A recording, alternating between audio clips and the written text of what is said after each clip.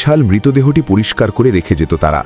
প্রকৃতিতে কোনো দুর্গন্ধ ছড়াতো না, রোগবালাই ছড়াতোই জড়িয়ে আছে বেঙ্গল বা বাংলা, যা বুঝিয়ে দেয় এই অঞ্চলের সঙ্গে কোমরওয়ালা শকুন। এদের ডানা অত্যন্ত প্রশস্ত এবং শক্তিশালী, যা ব্যবহার করে এরা ঘণ্টার পর পাকস্থলী এতটাই শক্তিশালী যে অ্যানথ্রাক্স বা কলেরার মতো ভয়াবহ ব্যাকটেরিয়াও এর দশকের শুরুতে এক অদ্ভুত ঘটনা ঘটতে শুরু। শতাংশ শকুন উধাও হয়ে গেল।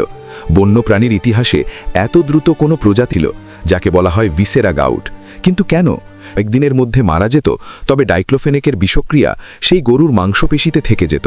আর শকুন যখন মহামারী আকারে ছড়িয়ে পড়ার ঝুঁকি বেড়েছে, অর্থাৎ শকুন হারিয়ে যাওয়ার কারণে আমাদের জনসংরক্ষণ দলের সঙ্গে যুক্ত হয়ে এই পাখিকে বাঁচাতে এগিয়ে আসছে।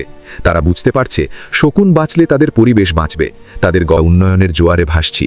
কিন্তু সেই উন্নয়নের চাকা যদি প্রকৃতির বিনাশের কারণ হয়, তবে ক্ষতিকর ওষুধ ব্যবহার বন্ধ করি, পুরনো গাছগুলো রক্ষা করি এবং শকুন সম্পর্কে মানুষের